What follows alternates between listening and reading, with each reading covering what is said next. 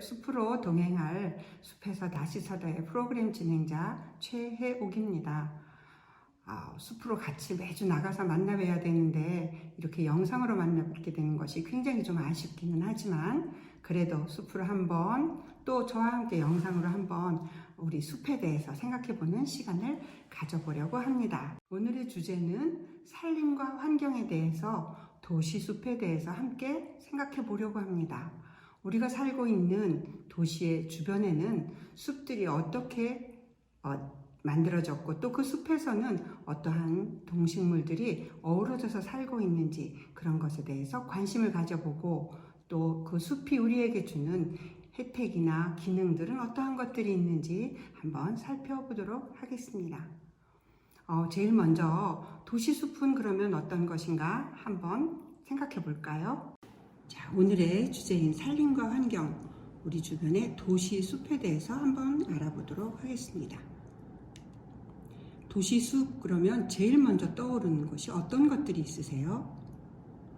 어떤 것을 도시숲이라고 생각하시나요? 사전적 정의를 보면 어느 한 도시 안에 그 도시의 기능이 잘 돌아갈 수 있도록 환경을 보존하는 숲이다 이렇게 표현이 되어 있습니다. 우리 주변에서 흔히 보는 나무들이 심어져 있거나 혹은 자생해서 자라고 있거나 나무들이 어우러져 있는 곳은 모두 도시숲이라고 합니다. 예를 들면 공원, 고궁, 제방, 학교에 있는 학교숲 그리고 도로변에 심어진 가로수들이 모두 도시숲이라고 할 수 있는 부분이죠. 자, 도시숲은 우리 주변의 환경을 어떻게 정화시키는지 한번 살펴보도록 하겠습니다. 요즘에 가장 큰 문제가 되는 것이 바로 환경오염, 그 중에서도 대기오염이죠. 지금은 코로나19 때문에 모두 마스크를 쓰고 다니지만 그렇지 않아도 봄이 되면 마스크를 다 쓰고 다녀야 하는 상황이 생겼습니다. 바로 황사지요. 우리 국가뿐만 아니라 주변 국가에서도 일어나는 모든 환경에 관한 문제들이 다 영향을 미치기 때문입니다.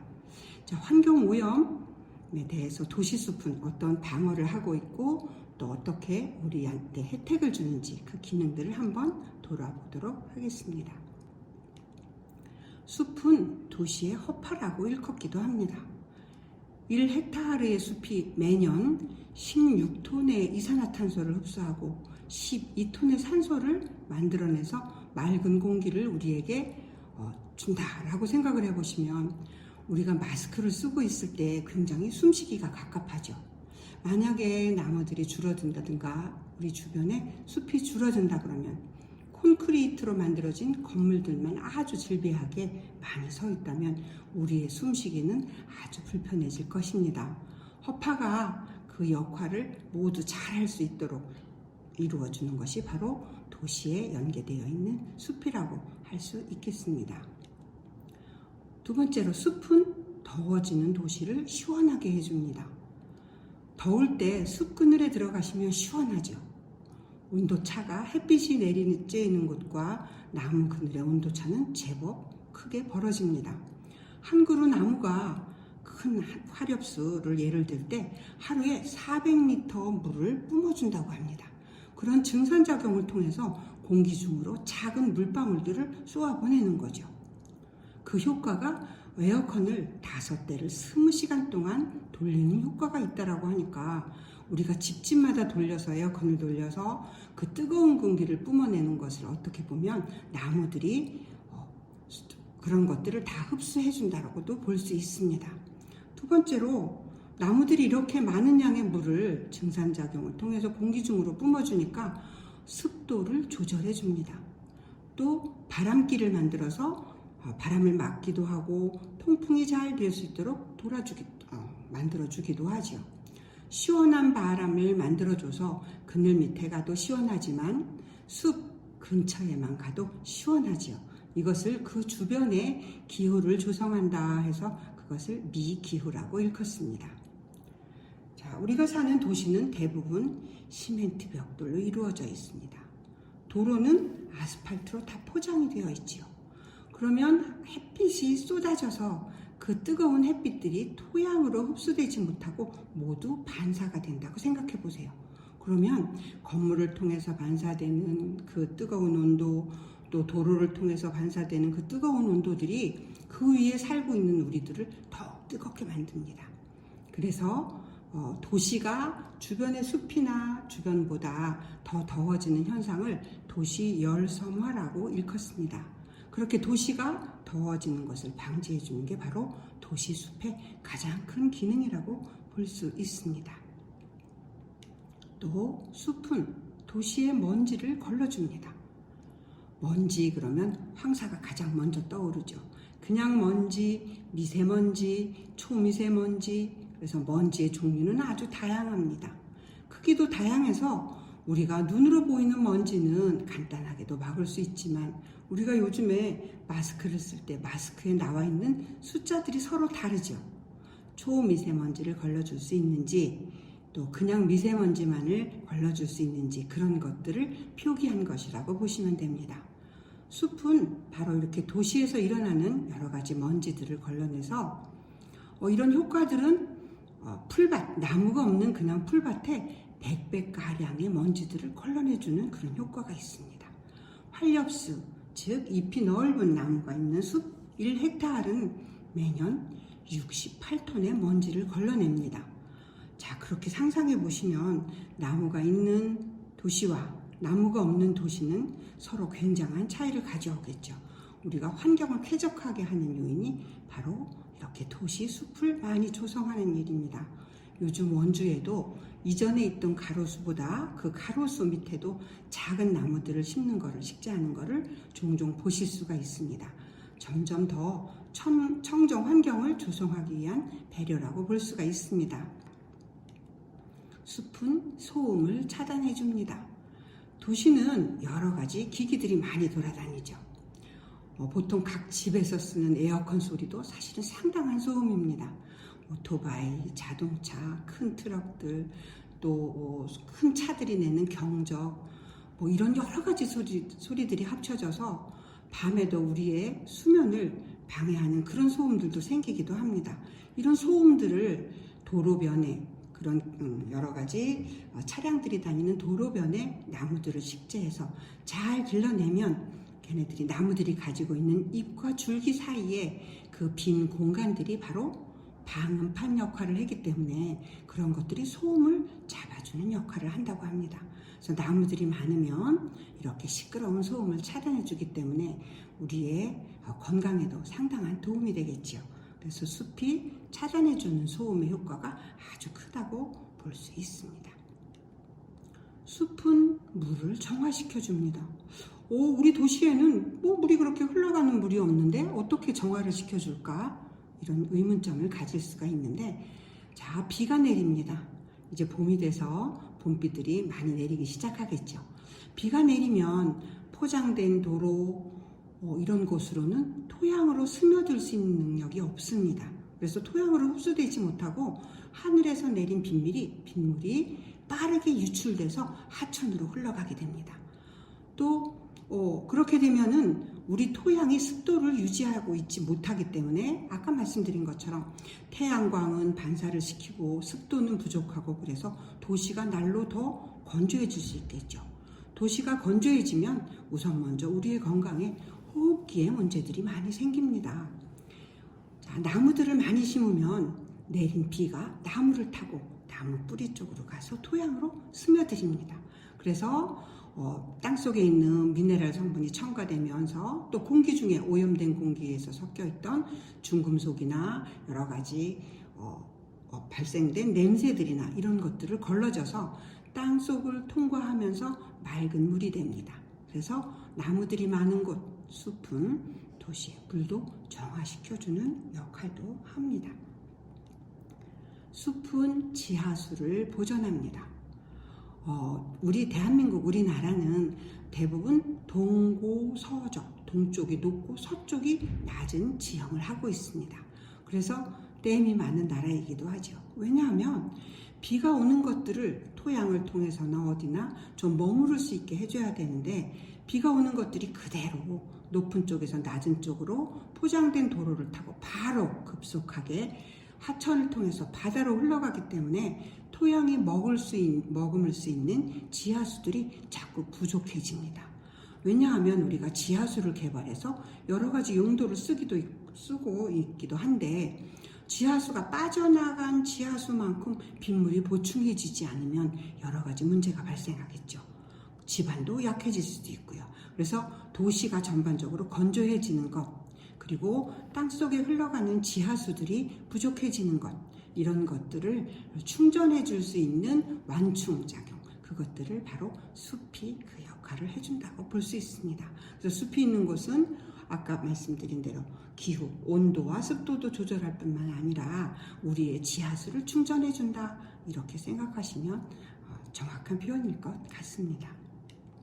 숲은 사람의 심성을 맑게 해줍니다. 그렇게 어떤 물리적인 것, 화학적인 것 외에도 우리가 눈으로 보는 것, 시각적인 효과, 그리고 마음으로 보는 것도 있죠. 둥글게 생긴 나무도 있고 뾰족하게 생긴 나무들도 있고 키 작은 나무도 있고 큰 나무들도 있어서 그러한 변화, 생김새의 변화, 또 색들이 가을이나 이럴 때 단풍이 드는 변화, 이런 변화들을 통해서 우리의 마음을 아주 부드럽게 보듬어주는 역할을 합니다. 그것들이 바로 인간 본연의 어떤 심리적 안정을 만들어주는 그런 생명 에너지를 보충해주는 보물창고다, 이렇게 생각하시면 될 수 있을 것 같습니다. 그리고 그것들을 통해서 여러 가지 예술적 상상력을 키울 수 있는 그런 문화를 창조해내줄 수 있는 공간도 될 수 있겠죠. 그래서 숲은 사람의 이런 감성, 인성, 정서적인 안정, 이런 것들을 풍부하게 해주는 그런 역할을 해줍니다. 우리가 도시 외곽으로 나가서 꼭 넓은 숲을 찾아가지 않더라도 우리 집 앞에 그런 푸른 녹색 공간이 있으면 우리의 마음이 그만큼 더 맑아질 수 있음을 이야기해 주는 것이라고 볼 수 있습니다. 숲은 그렇게 몸과 마음을 치유해 줍니다. 예전에 어떤 실험 보고를 보면 병실이 있는데 창문이 있어서 밖에 숲을 내다볼 수 있는 병실과 또 어떤 병실에는 나무들이 그려져 있는, 초록색 나무들이 그려져 있는 액자가 있는 방과 그렇지 않고 하얀 벽만 보일 수 있는 방에 있는 환자들의 치료 시간이, 회복률이 전혀 달랐다고 합니다. 그래서 그런 실험 보고들을 통해서도 우리가 눈으로 보는 것, 마음으로 느끼는 것들을 통해서 우리의 몸과 마음이 치유받을 수 있다, 그런 것들을 그런 확증한 그런 사례들도 볼 수가 있습니다. 주변의 학교에는 요즘 학교 숲이 많이 만들어져 있습니다. 새로 도시가 만들어진 곳에는 숲 아래쪽에 학교 공간을 만들었기 때문이기도 하지만, 그렇지 않은 학교는 학교 마당에 나무들을 많이 심어서 학교 숲을 꾸미기도 합니다. 학교 숲은 자라나는 아이들 정서함양에 아주 큰 도움을 줍니다. 자, 학교 숲에서 아이들은 어떤 것을 볼까요? 애벌레도 만나기도 하고 방앗개비도 만나기도 하고 매미가 날아와서 우는 것도 볼 수 있습니다. 그 나무들이 가을이 되면 단풍이 지는 것도 볼 수도 있고요. 이런 변화들도 볼 수 있고, 그 숲이 주는 여러 가지 혜택, 습도를 맞춰서 아이들 건강에도 도움을 줄 수 있습니다. 이렇게 학교 숲은 학교 아이들한테도 도움이 되지만 그 학교 주변에 살고 있는 도시민들에게도 같이 공동체 문화를 아름답게 즐길 수 있는, 또 생명에 도움을 줄 수 있는, 에너지를 충전할 수 있는 그런 효과까지 갖출 수 있어서 학교 숲은 우리 도시에 있어서 굉장히 소중한 공간이라고 볼 수 있습니다. 숲은 시민들에게 휴식 공간을 제공합니다. 또 아름다운 우리의 그런 경관을 만들어줍니다. 자, 도시에 갔을 때 아파트를 사려고 부동산을 통해서 아파트를 구경을 갔습니다. 어떤 아파트에 갔더니 창문을 통해서 숲이 아주 아름답게 보이는 아파트가 있고, 또 어떤 곳에 갔더니 꽉 막힌 앞동의 아파트만 보인다면 여러분은 어떤 아파트를 선택해서 구매를 하실 것 같으세요? 바로 요즘에 흔히들 사람들이 많이 이야기하는 바로 뷰입니다. 숲과 우리가 휴식할 수 있는, 마음을 안정시킬 수 있는 그런 공간들이 시각적으로 충분히 보이는 것들은 그런 경제적 가치도 도출하기도 하죠. 마음의 뿐만 아니라 또 생명 에너지를 충전시키기도 하고요. 또 조망감도 주고요. 그리고 상징적인 효과도 줍니다. 그래서 요즘에 아파트들을 지을 때에는 주차장을 전체적으로 지하로 놓고 그 위에 공간을 작은 돌들을 놓은 물이 흘러가는 공간, 또 나무가 있는 공간, 또 풀밭이 있는 공간, 이런 정원을 가꾸는데 굉장히 많은 자금을 투자하는 예도 흔히 보실 수 있습니다. 도시계획적인 기능을 가지고 가고 있죠. 그죠? 도시들이 서로 연결돼서 예를 들어서 경계가 없이 연결되는 것, 그런 것들을 방지도 해줄 수도 있고요. 또 도시개발을 제한할 수도 있죠. 어떻게 조성된 숲에 많은 생명들이 깃들이고 있다 그러면 개발하려고 할 때 반대하는 것들 많이 보셨죠. 여기 소중한 생명들이 살고 있으니까 더 이상 이쪽은 개발하지 말아주세요. 그런 보도들을 우리 자주 보기도 합니다. 그리고 또 도시를 개발할 때 마구잡이로 기존에 있는 숲을 파헤치는 것이 아니라 그 숲들을 그대로 살리면서 우리의 생명 공간을 만들 수 있는 그런 연계된 숲을 만들기도 합니다. 왜냐하면 숲이 이렇게 우리에게 심신을 이완시키고 정신을 안정시킬 수 있는 다양한 효과를 주기 때문이지요. 숲은 야생동물들이 살 수 있는 보금자리가 됩니다. 간혹 어떤 정원에 소독을 많이 하는 정원을 보게 됩니다. 자, 우리 아파트에는 벌레들이 너무 많아서 약을 좀 많이 쳐주세요. 약을 또 치고 또 치고. 자, 벌레들이 다 사라졌습니다. 누가 찾아오지 않을까요? 바로 작은 새들이 찾아오지 않습니다. 새들이 찾아오지 않으면 그 이듬해 벌레들은 또 또다시 기승을 부리게 됩니다. 작은 벌레들이 어느 정도는 있어야 숲들도 돌아오고 또 그 숲에서 많은 생명이 새들뿐만 아니라 곤충들도 깃들이고 이렇게 다양한 생명들이 어우러져 살아야 그렇게 형성된 숲이 있어야 사람들도 살기 좋은 그런 지역이 만들어질 수 있습니다. 만약에 작은 애벌레를 잡으려고 약을 많이 친다거나 그러면 결국은 그 폐해가 사람한테도 돌아온다라고 볼 수 있습니다. 자, 많은 야생동물들이 살고 있다. 그러면 우리 주변은 굉장히 좋은 곳이야. 이렇게 생각하시면 아마 맞을 겁니다. 자, 이렇게 숲은 야생동물의 보금자리를 제공하기도 합니다. 우리가 어떤 재난을 당했을 때 도시숲은 방제 기능이 가능해집니다. 자, 만약에 도시에 화재가 발생했습니다.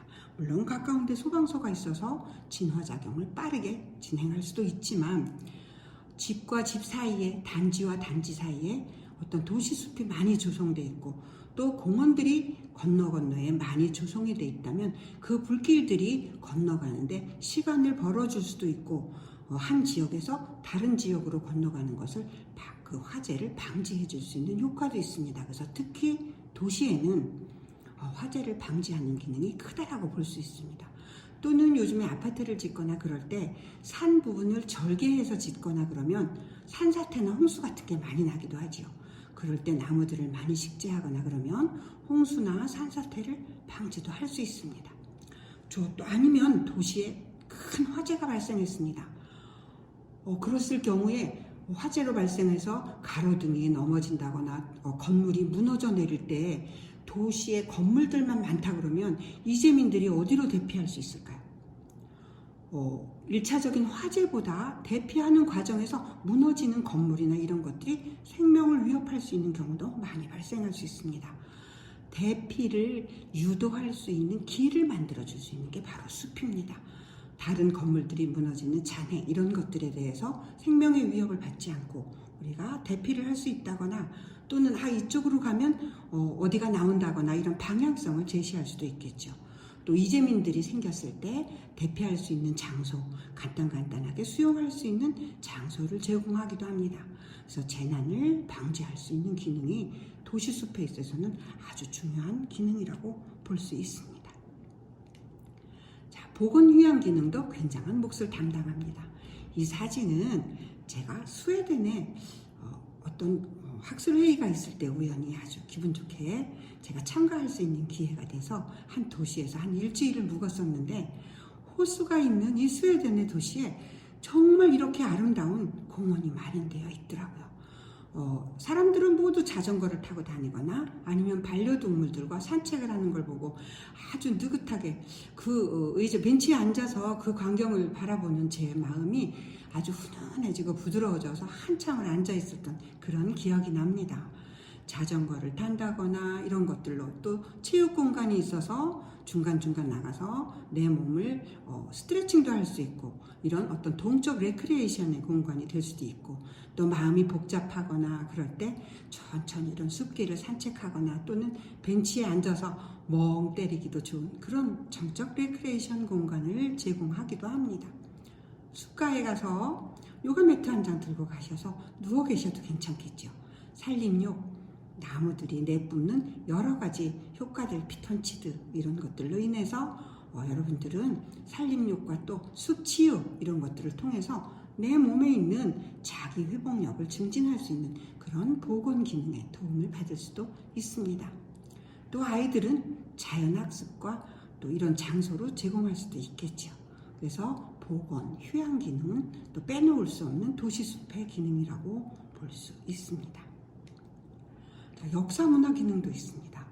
자, 우리가 구룡사를 찾아가기도 하죠. 또 가까운 데 사찰들도 있기도 하고요. 구룡사도 사실 도시의 인근에 있습니다. 그죠? 우리의 문화나 역사를 가질 수도 있고 또 종교적인 장소일 수도 있고요. 우리의 아주 재산이기도 하지요. 자, 이런 역사 문화 기능, 우리의 재산, 경제적인 가치 기능 이런 것들을 도시숲이 해내기도 합니다. 예를 하나 들어보도록 하겠습니다. 서울시에서 1978년 서울에 쓰레기가 넘쳐나기 시작했습니다. 그래서 난지도에 쓰레기 매립장을 만들었죠. 원래 난지도는 난초, 지초 이런 꽃들이 흐드러지게 피는 곳이다. 그런 아주 아름다운 이름을 갖고 있었는데 1978년부터 1993년까지 여러 가지 쓰레기, 산업 폐기물이나 건설 폐자재 같은 것들을 15년간 버리다 보니까 그 무게가 무려 8.5톤 트럭으로 1,300만 대나 되었다고 합니다. 높이가 거의 100m 가까이 되는 아주 큰 산이 두 개가 생겼다고 하죠. 자, 이 산들을 어떻게 만들었나요? 이 산들을 월드컵 공원으로 다시 그것들을 안정화시켜서 생태공원으로 조성을 했습니다. 도시가 워낙 커지다 보니까 쓰레기도 어떻게 할 수도 없고 이런 환경오염 또 자연환경 파괴 이런 것들로 난지도 그러면 아주 부족한 사람들 취약한 계층들만 살았던 곳 쓰레기를 들춰서 폐자재를 활용하는 것 그런 사람들이 살고 있던 곳 이렇게 인식되었던 난지도를 지금은 아름다운 생태공원으로 만들었습니다. 월드컵 공원 중에서 하늘공원과 노을공원이라고 지금 테마파크가 만들어진 곳이 바로 아까 말씀드린 100m 거대의 높았던 두 개의 산 난지도였습니다. 자, 이렇게 이제 우리는 다시 어떻게 하면 생태환경을 되돌릴 수 있을까?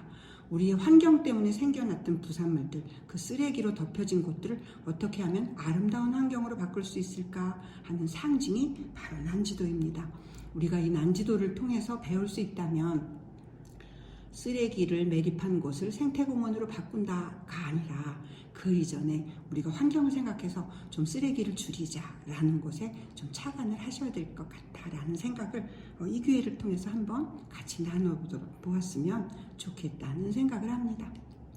자, 도시숲은 원래 산림청에서는 도시림 기본계획을 2008년부터 2017년까지 도시림 기본계획을 세웠습니다. 그래서 어떻게 하냐면 도시 예전에 원래 있던 그 숲들이 사라지면서 작은 짜투리탕도 다 건물들이 들어오면서 개발이 너무 심하게 진행이 되자 이건 안 되겠다. 이제는 도시에 기존에 만들어진 도시에 숲을 조성해야 되겠다라는 숲 조성 계획을 세웠었습니다.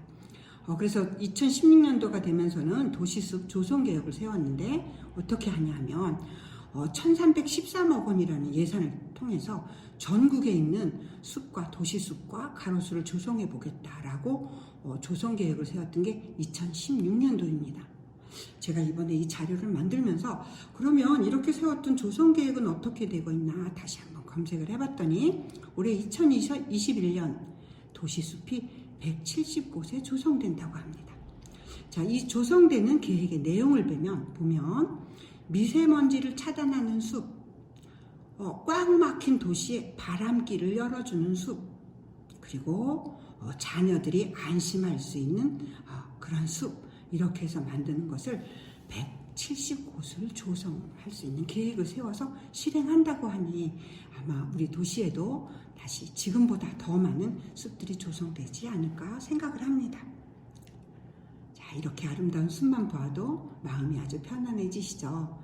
자, 지금까지 도시숲은 어떻게 우리에게 혜택을 주는지, 그 기능들은 어떤 것들이 있는지, 또 우리는 도시숲을 어떤 마음으로 바라보아야 되는지, 이런 것에 대해서 한번 느낌을 나눠보았습니다. 어떠세요? 조금 그 이전보다 조금 마음이 열린 것 같나요? 자, 그러면 마음을 더 열릴 준비를 하고 이제부터는 봉화산 숲 둘레길을 저와 함께 직접 걸어보는 시간을 가져보도록 하겠습니다. 수고하셨습니다. 네, 지금까지 우리 주변의 도시숲은 어떻게 이루어져 있는지, 또 거기에는 어떤 식생들이 어우러져서 살고 있는지 우리 함께 생각해 보았습니다. 어떠세요? 여러분들이 그동안 막연하게 생각했던 우리 이웃에 있는 숲에 대해서 조금 더 생각해 볼 수 있는 계기가 되었다고 생각하시나요? 자, 그러면 지금까지는 화면을 통해서 여러분에게 도시숲에 대한 이야기를 나누었지만 이제는 모두 다 신발을 갈아 신고 숲으로 한번 나가보려고 합니다. 우리 원주에는 봉화산 숲이 있죠. 원주시청이 자리하고 있는 뒤쪽의 숲, 우리에게 아주 친근하기도 하고 그리고 우리의 원주 도시를 지켜주는 숲이기도 합니다. 이제 봉화산 숲 둘레길을 걸으면서 PPT 화면으로만 보셨던 그런 식생들이나 또는 그런 기능들을 다시 한번 생각해보는 그런 시간을 갖도록 하겠습니다. 자, 그러면 저와 함께 숲으로 출발해 보실까요?